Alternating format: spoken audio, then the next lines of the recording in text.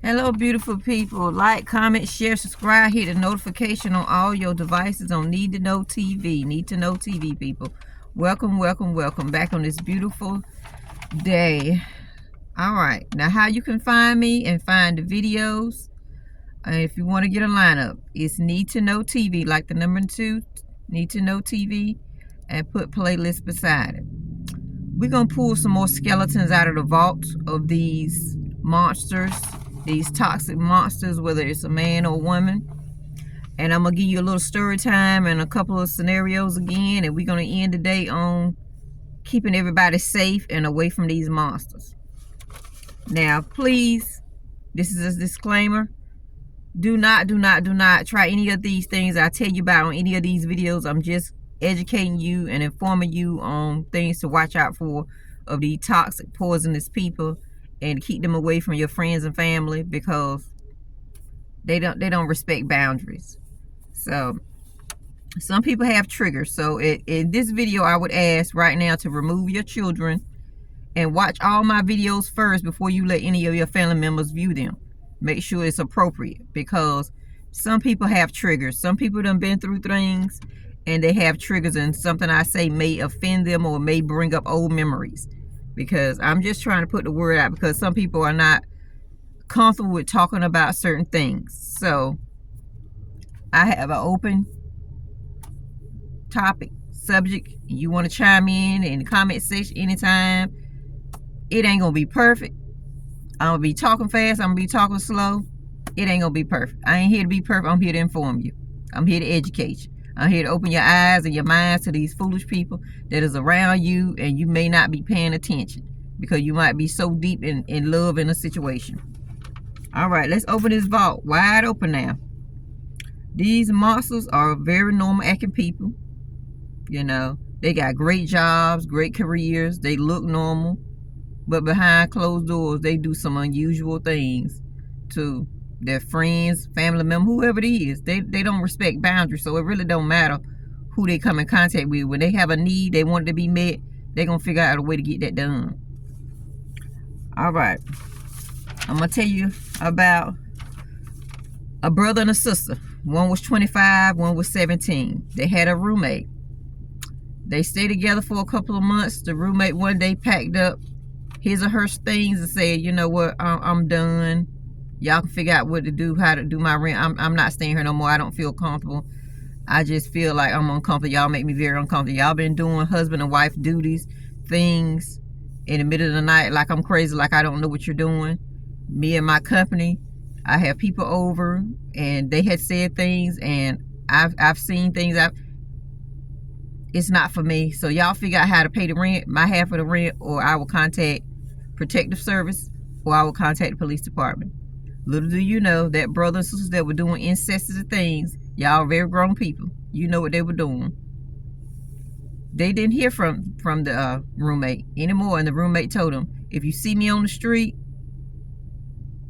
do not contact me. Do not say anything to me. But little did they know, they knew they was in the wrong for what they was doing. The roommate got tired of hearing this. He thought, the roommate thought they were just hearing things. So the roommate should not, but did, place a audio in there, and had evidence, all the evidence they need that the brother and sister were doing little incestuous things. The young person that was 17 didn't really have a boyfriend or girlfriend, was just for the streets. Anything to get hard, running wet, they was willing to get into it. Didn't care. Went both ways. Didn't care. But the 25-year-old, the boyfriend, girlfriend broke up with him, and it just was so heartbroken, had to go to the nearest thing. But they grew up in the house together. That's what makes it so crazy. And the roommate knew that. But the roommate said, I'm not going to participate in this with y'all, because y'all wrong. Your family and your friends will be disgusted. That's one example of these toxic monsters. They have no boundaries. They have no regulation. They have no kind of control. It could be a man. It could be a woman. It could be a tall person. It could be a short person. It don't even matter. It don't matter. They're just very nasty people, and they have no self-control.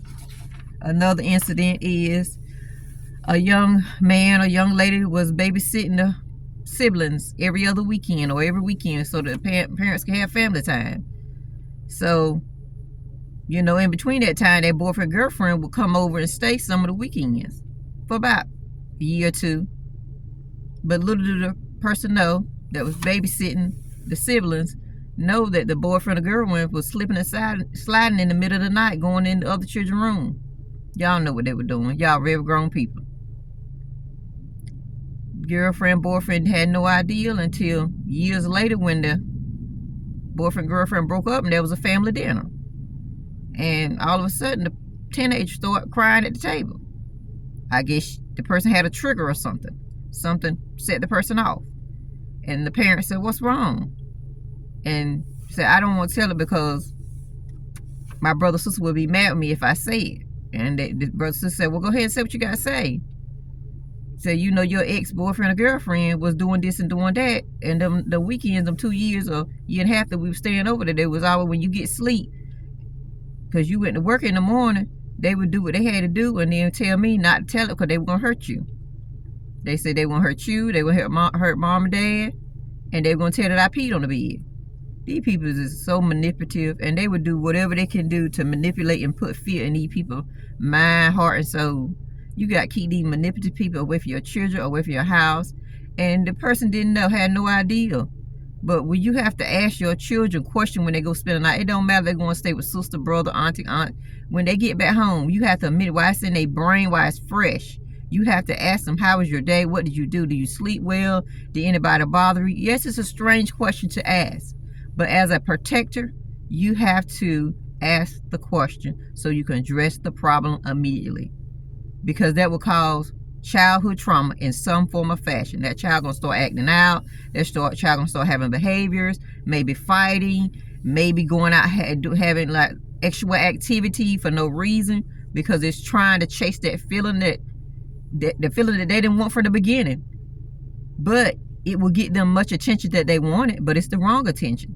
So parents, you got to do your part. You got to ask your children questions. It don't matter if you feel like they're safe with their sister or brother, that's fine. But when you have another person come in the household, that's another brain, that's another body, that's another person that's thinking differently. And if that brother or sister didn't have that conversation of incest or what to do, what not to do, or boundaries or standards, or if they didn't have all the important talks that you should have, even some people that have those talks still go out here and do incestual and pedophile things. So you just have to be careful with your children. Yes, you're going to be scared to ask. Yes, you don't want to accuse nobody or nothing. But who are you supposed to be protecting? Your children, right? So why worry about what other people think? That is your job as a parent, as a mother, as a father, as a grandparent, as a sibling, as a whatever you is in that person's life, is to protect the children. That is your job, your number one job. Protect, educate your children. All right. These people, they would just try to use all kind of stuff because telling the young person that they peed on themselves, they're going to tell it. Yes, that was a thing that person was doing, but maybe that person peed on themselves because they were scared. And that manipulative person used that against that person. We got to be careful, people. We got to be careful.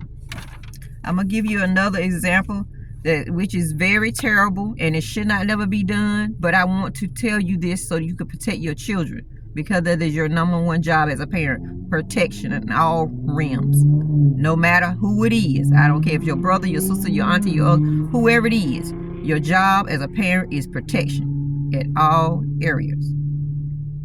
There was a 19-year-old young man or young lady that had a little nephew or niece, and this 19 young man or young lady had a boyfriend or girlfriend, and they end up breaking up. Several weeks went by, and the 19-year-old decided to try to show the 8-year-old bathing techniques, and told the mother or parent or whoever, the grandparent, well, I feel like they can bathe better if I'm in there with them, if I'm taking a bath with them. You got to be careful, y'all. This stuff y'all doing with these, you got to be careful, okay? There is no reason for nobody of grown age to be doing that. And then when you bring it up to the mother, it was brought up to the mother with a concerned person.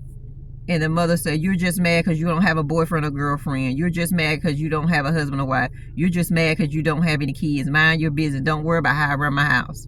As parents, I'm telling you, I'm looking at y'all and I'm telling you, if you're a parent or not a parent, don't take the time to take it to the parent. Just go ahead and call the police, call protective services, and tell them what you saw, because that can damage the child later on. This went on for several months. And that's all the mother could say. Worry about yourself. You worry about who you dating. Worry about who you talking. Worry about your children. You when you get a house, you can tell how you want your house ran. That is not the answer when you see something unusual. You have to protect your children at all costs. Like I always tell people, if you see something, say something. And if you staying with somebody, or y'all roommates, or you just passing through, or you just a family member, you should know how that person regulates. And if you don't, bring an example up to them. And depending on how they react, whether or not they're going to address the problem. If you don't feel like they're going to address the problem, you need to take it to the school guidance counselor. You need to take it to the teacher. You need to take it to the police, school police. You need to take it to the local police office. Whatever Department of Social Service you have in your town, city, or state. It is not your job to protect the parent. It is your job to protect the child. Because there ain't no reason on heaven or earth for no grown rested person be taking no bath with no little one. No reason at all. I'm just telling you this as an example of what life has brought. What these people, they just do stupid stuff and they try to have a good reason. If that person didn't have no problem bathing themselves before, when you had a boyfriend or girlfriend, why all of a sudden you don't have a boyfriend or girlfriend, that person got a problem bathing? That don't make sense. Little do you know, that little person that grew up to be a grown adult went back years later to tell the truth of the scenario of the bathroom routines. It wasn't just a bath. So we have to be careful. We have to ask questions. If mothers, if father, if you don't have time to do that bathroom routine, or you don't have time to find somebody you trust, there got to be a grandma, sister, auntie somewhere around. Or you wait until you're available to do the bathroom routine. You got to teach your children early in the game, when they start talking, safe places, no places, what places to touch, what places not to touch. Because people out here, just these toxic monsters out here doing what they want to do, and they really hurting these people progress, these kids progress in life. Is holding them back. It's making them have behaviors. We got to check this in all realms. Parents, you got to do your job. I already did a video on it. You got to do your job. It's hard because you're busy, you're working, but some people don't have an excuse, because some people, this incident could have happened and nobody was working. So that person really didn't have an excuse. That person just didn't want to address the problem because who it was that was being accused. It does not matter who it is. Brother, sister, auntie, uncle, daddy, mother, who it is. Address the problem, because it will cause people to have heart attacks. It will cause people to have medical conditions. It will cause all kind of things. But what's important, the thing is important is your child. Nobody else is important but your child, if you have children. I thank you for listening to my videos and scenarios, and I hope y'all learning something and have a blessed holiday. Like, comment, share, subscribe, hit the notification on all your devices on Need to Know TV, or type in Need to Know TV and playlist beside it, and it will keep you on all the videos and get you update on medical things and job opportunities, everything. I thank you, and I hope everybody is doing well. Thank you.